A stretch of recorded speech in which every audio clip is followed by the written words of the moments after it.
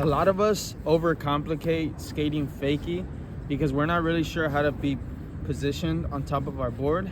So we lack stability, we lack control and confidence when we find ourselves in that stance. Today I'm going to talk about some concepts and things you can keep in mind so that you have tools necessary to progress in the fakie stance. So the first thing would be making sure you're opening up to the direction you're going. A lot of us, because we get so comfortable and in control of our dominant stance, we tend to approach skating fakie by just going backwards, but not opening up, and instead just having our back facing the direction we're going. But that leads us to a lot of instability because we're not really able to look at where we're going. We're not really able to center ourselves correctly over that back foot. And it's real easy for our center mass to be heavier on this back foot because we're going fakie.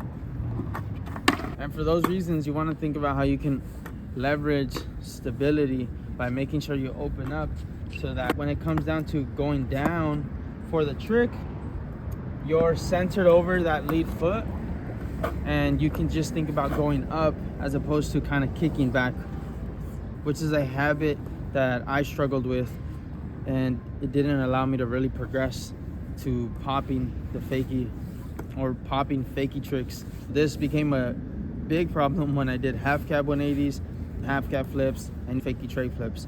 It wasn't until I understood I had to open up so that I can comfortably be over this lead foot and leverage the pop without forcing it too much and tripping myself over that tail. Do a fakie kickflip and a fakie heel flip, my back facing the direction I'm going, and one where I'm slightly more opened up to the direction I'm going. In those two examples, what I want you to see is how I'm centered over that lead foot a bit more effectively when I open up versus when I'm with my back facing the direction I'm going. Okay, back facing the direction I'm going, center over that back foot.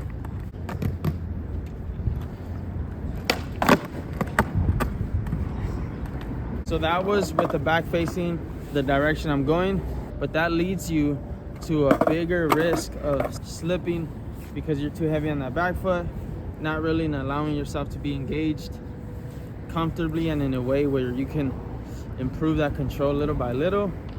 The next one is me opened up to the direction I'm going after so many iterations of improving this technique.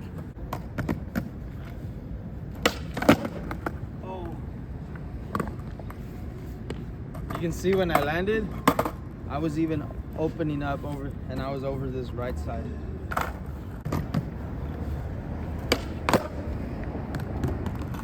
So much more improvement to be made. But what I can say about that is it was a clear example of how opening up to the direction you're going allows you to stay centered over that lead foot, which gives you leverage for control. As a byproduct of that control that you build with keeping all these things in mind for a fakie stance, you build confidence and you're able to either progress the tricks you have onto different obstacles or into different variations, and even just learn newer fakie tricks.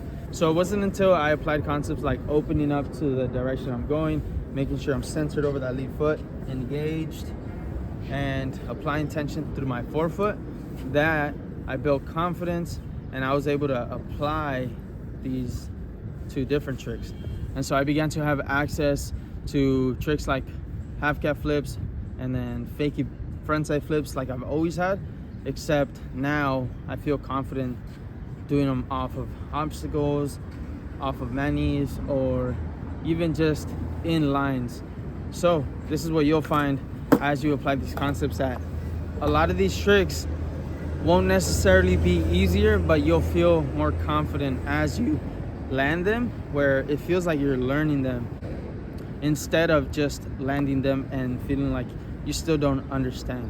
Sometimes we can do a trick over and over again, but we still struggle to do it into obstacles, off of obstacles, or essentially in different variations. And so this will allow you to really get a grasp of what it means to be in control in your fakie stance so that you can take this wherever you please. Some of the tricks that I found became so much more enjoyable as well as efficient when I started to apply these concepts, or as I got better applying these concepts, is fakie frontside flip and half cab flip. So I want to show you both.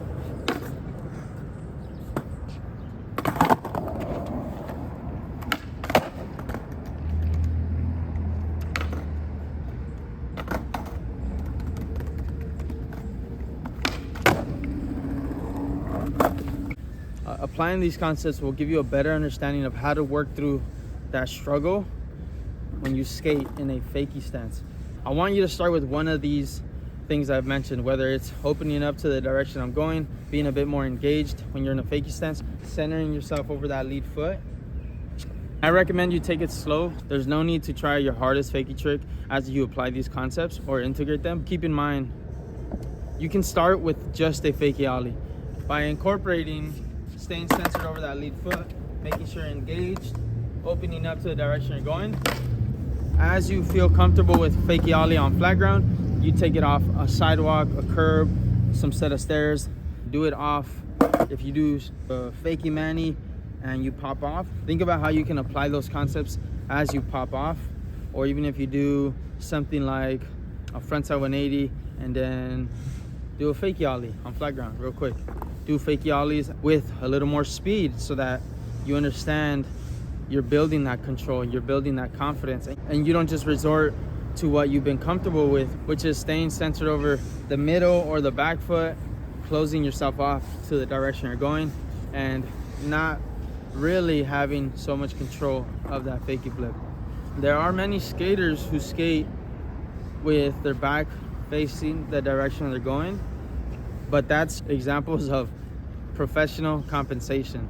It's not something that you want to limit yourself to, because as you build upon those compensations, so many other tricks have to work around your posture instead of it being the other way around, where your posture can work for your tricks and you're a bit more fluid, where you're a bit more adaptable to the fakie trick. So whether that's a fakie tray flip, half cab flip, or a fakie full cab flip, you have that accessibility of opening up, being back here, and feeling comfortable in a fakie stance posture where you feel in control of it as you progress that fakie stance.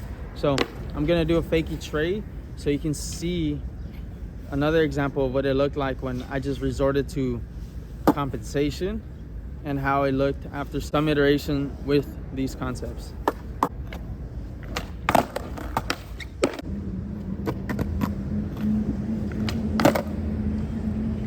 It's an example of a fakie tray flip where I relied on my compensations and my inability to open up, my inability to stay centered over that lead foot, which keeps me in this loophole of restriction where I'm restricted to just this stance, where instead I can open up and have that mechanical variability. Let's say I'm doing a fakie tray flip and I want to land a fakie. If I land a fakie, but I'm with my back facing the direction I'm going on the mani, it's going to be so much more difficult to choose what I want to do, and I'm gonna be limited to a certain amount of options. Instead of giving myself access, unrestricting myself, and being opened up to the direction I'm going, so that because I got comfortable in that stance, when I land in a fakie mani, I have a bit more access to do more tricks, right? Whether or not I want to try them or not, it also gives me so much more comfort, so much more control. So here's a fakie tray flip and how it's progressed over time as I apply these concepts.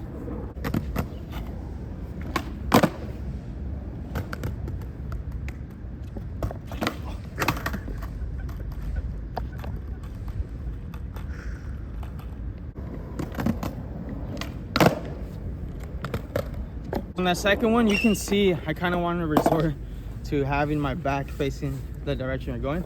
It's an example of how it's not simply just thinking about opening up, but it's going through the process of figuring out how to unrestrict yourself and access a bit more control and slowly build that variability instead of thinking about, if I can only do it on a fakie ollie, but I can't do it on a fakie flip, then just give up on it. Because that was a big mental battle I had, was if it's only possible with a fakie ollie, but I can't do it with a fakie tray, then why build it and confuse my body? Your body wants more, it wants access to a various amount of movements, and the more you just continue moving one way, the harder it's going to be to build that control, because we want to have access to as much movement possible so that we're not restricted, and instead we're optimized for catching ourselves in different positions, in different stances, and just being able to learn. Because sometimes we're stuck in a restricted stance that